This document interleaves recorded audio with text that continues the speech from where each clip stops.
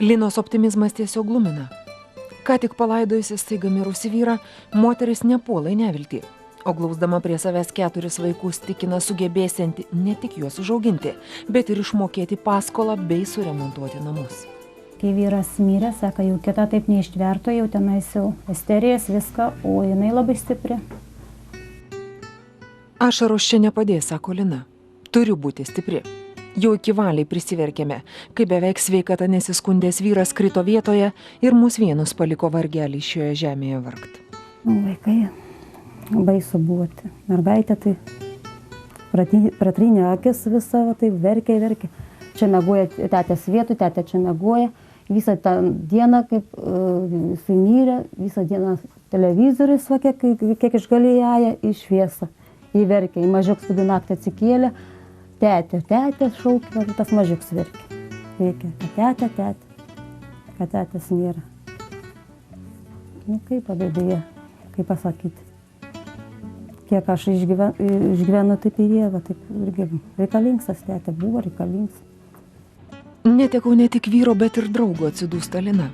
Jis buvo geras žmogus, tikra šeimos galva. Suprasdavo, užjausdavo ir padėdavo visus darbus nudirbti.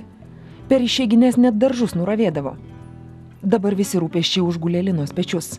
Pakilusi su saulė, ji pasišeria gyvulius, išleidžia vaikus į mokyklą ir tekina skubą į darbą. Kartais taip pavargstu, prisipažįsta moteris, kad kojų visai nebepavelku. Tuomet vaikai patys pasirūpina ir šiluma, ir pietumis. Dažniausiai sriubos kokios, tai blynus įkepam, kai mama pavargus būna. Mokat patys? Mokam.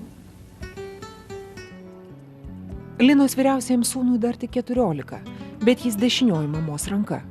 Net nežinau, ar be jo ištverčiau, prasitarė jauna našlė. Jis ir malkų prikapoja, ir šiaudų prineša, ir gyvulius pašeria. Vienkiemėje be vyriškos jėgos neišgyvensi. Tačiau Lina tikisi, kad čia vargti jiems liko nebeilgai. Dar rudenį vyrui gyvam esant jie įsigijo namus kaime. Čia ir giminės, ir parduotuvė, ir mokykla šalia. Kiekgi vaikai gali klampoti per purvynus? Su mašina sunku pravažiuoti, o jie savomis kojelėmis po 4 kilometrus po pamokų parpėdina. Bėda ta, kad suremontuoti namuko vyras taip ir nespėjo. O jis apleistas, kitų kainos pernelyg andžiojosi. Ir šiam pirkiniui teko nemažą paskolą imt. Vyras pastaruoju metu neblogai uždirbo, tad šeima tikėjosi kaip nors įsikrapštyti. Deja, Lina liko viena. Su 4 vaikais, 2 nugyventais namais, 20 000 paskolos ir minimalių atlyginimų. Nu kaip nors, avidašai. Aš sakiau, žinai, nuvažiavus, sakiau tam žydrai, sakau, prateskit, sakau, dabar 2 metų buvo ta paskola paimta.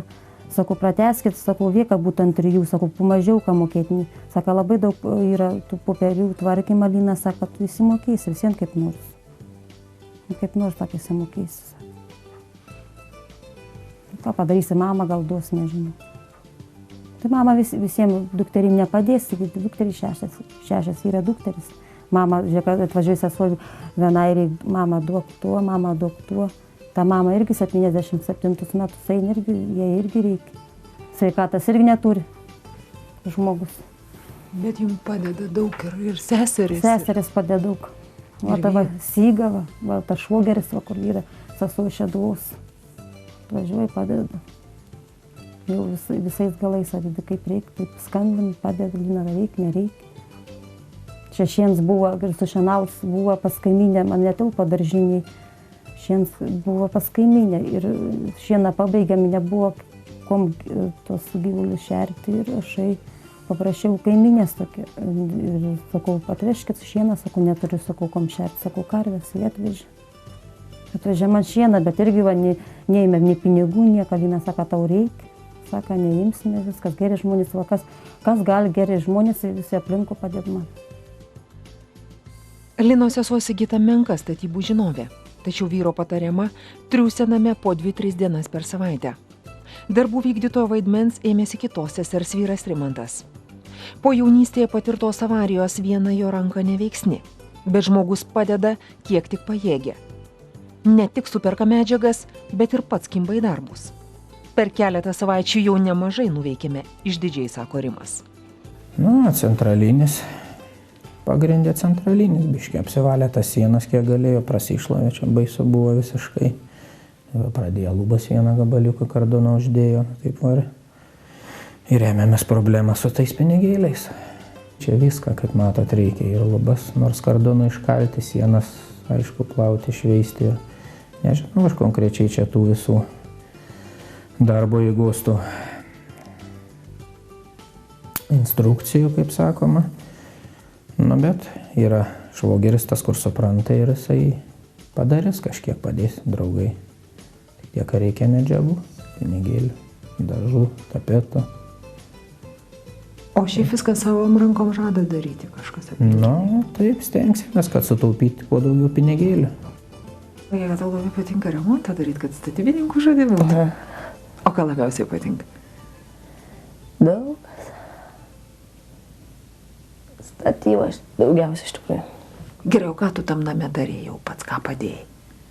Ką, tą plokštį, į duris dėjom, į žyrą nešiojau, sėjojom. Ir viskas Mūrė. patiko? Ir mūrė net, jo? Ne, ten plytas nudaužėm kelias. Ir viskas patiko? Tai kaip pagrindiniai statybininkai, kada jau įkurtuves kviesite? Oi, dar gerai nežinom. Nu, gal už porą kokį mėnesį, gal anksčiau. Jeigu aišku bus pinigėlių, iš ką padaryti kaip, jeigu nebus ir stovės remontas. Bet optimizmo matau turit daug. Taip. Mes neduosim Linai pražūti, antrina Rimas. Padėsim, kas ko galėsim. Juk jeigu mus bėda ištiktų, Lina pirmoji atskubėtų į pagalbą. Dabar mūsų eilė. Kas čia žino, kaip toliau tas gyvenimas susiklostys? Juk tam ir giminės, kad būtume šalia.